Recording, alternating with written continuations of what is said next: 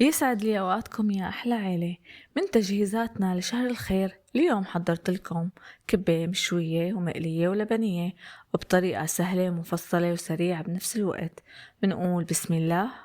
الطريقة الأولى هي كبة مشوية، طنجرة غميقة وبضيف سمنة بصلتين مفرومين ناعمين، بقلبهم منيح حتى تدبل البصلة وبنزل عليهم اللحمة 400 جرام وبتركها على نار وسط حتى تستوي اللحمة. بعدها بطفي تحت منها وبتركها حتى تبرد.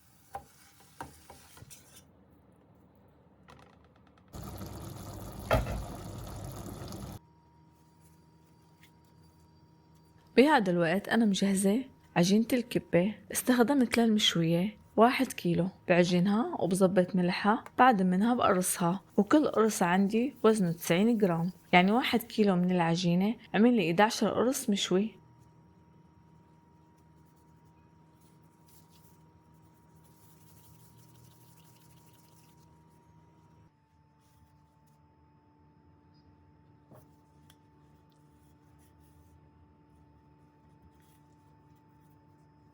بقرصهم وبزينهم بظبطهم وبتركهم على جنب، وبكمل تحضير الحشوة. عندي لكل 1 كيلو عجينة 500 جرام من الشحمة، 250 جرام من الدهنة. طبعا بتجي عندي الشحمة أخشن من الدهنة. بخلطهم مع بعض منيح حتى تطلع نكهة وحدة، وبضيف الفلفل والملح ورشة بهارات وجوز مفروم ورمان حب وربع كوب دبس الرمان. لازم تكون اللحمة باردة حتى ما تذوب الشحمة والدهنة. بنخلطهم مع بعض منيح.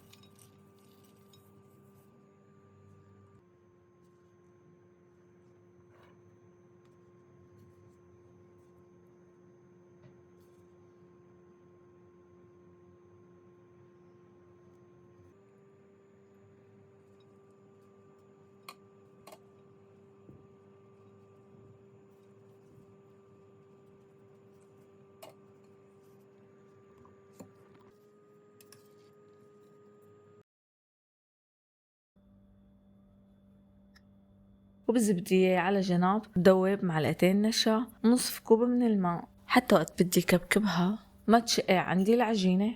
هلا في عندي طريقتين لتشكيل قرص الكبة.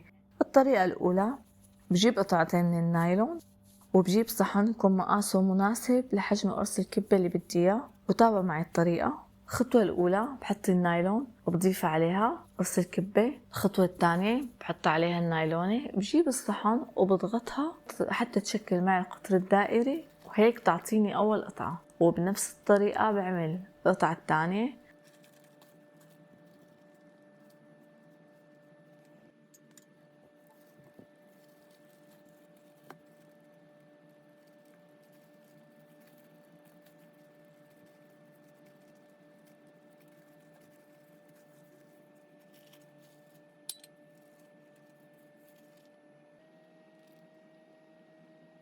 بعدها بضيف الحشوة وبسكر القطعتين مع بعض وبدهنهم بالنشا، وبحاول اني ارصهم منيح من الاطراف حتى ما تفتح معي وقت الشوي. هذا شكل النهائي.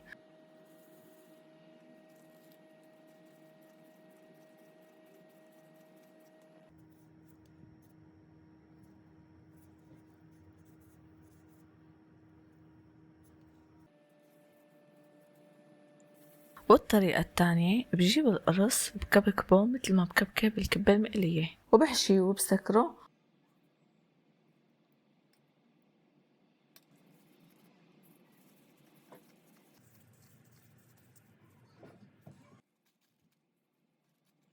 وبضغط عليه بزبدية. بستعمل قطعة نايلون حتى يسهل علي اني اشيله من الزبدية وما يلزق.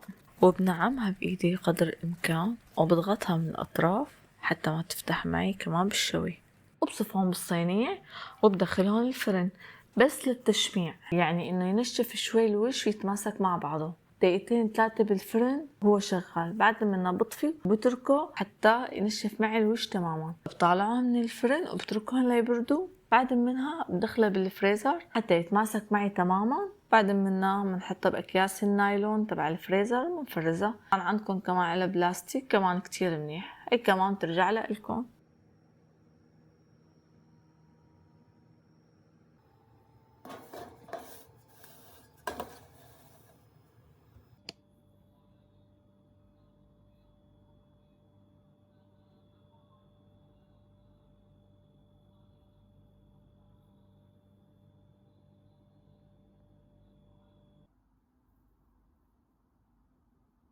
هلا بننتقل لتحضير حشوة اللبنية والمقلية. عملتهم مع بعض. هلا في ناس بيحطوا بحشوة المقلية دهنة، بس ما حطيت اليوم، وبنزلهم طنجرة واحدة وبضيف سمنة وبصل مفروم ما يعادل 5 حبات. بقلبهم حتى تدبل عندي البصلة. بعد منها بضيف اللحمة ما يعادل 1000 جرام، وبقلبهم وبضيف الملح والفلفل وبحركهم.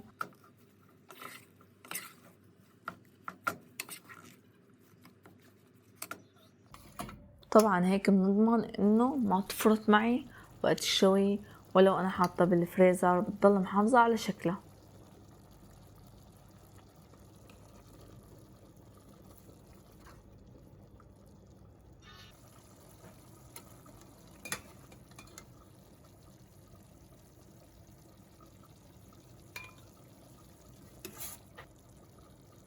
بعدها باخد نص الكمية وبتركها على جنب مشان اللبنية، والنص التاني بضيف عليه فستق حلبي، بتركهم على نار هادية لمدة 5 دقايق. بعدها بطفي النار وبخليها على جنب.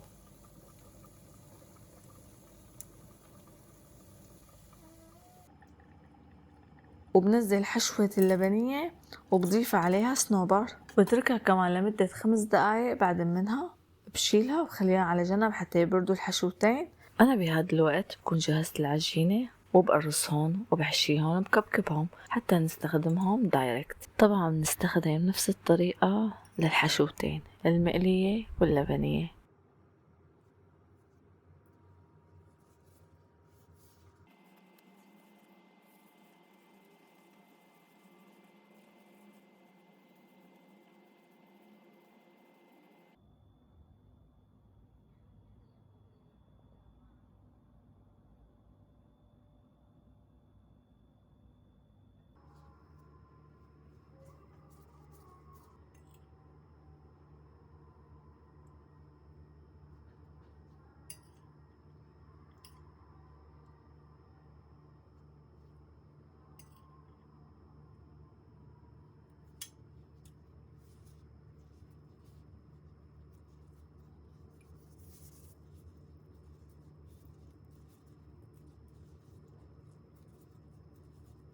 بس نخلص كامل الكمية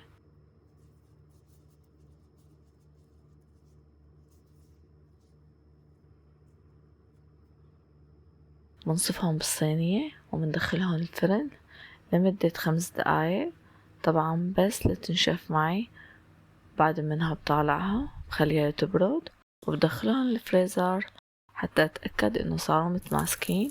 بحطهم بكياس التفريز. واشتهيت دوق الكبة المشوية. شويت كم قرص عندي بالبيت، بصراحة الخلطة طلعت رهيبة. بتمنى انكم تجربوها وتعطوني رأيكم، لانه لذيذة جدا فوق ما تتصوروا. مو لانه انا مساويتها، بس هي الكبة المشوية مع الشحمة والدهنة والحباشات تبعها نكهة تانية بتذكرنا بأيام الشام. الله هيك يا رب يجمعنا ونرجع هيك ناكلها بقلب الشام. وتفريزاتنا لليوم جاهزة.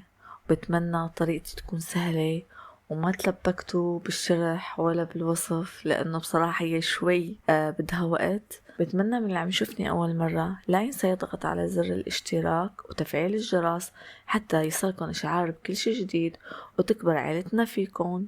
لمتابعين الحلوين يضغطوا على زر اللايك والكومنت المحفز مثل العادة. ودمتم سالمين في رعاية الله، ولقائنا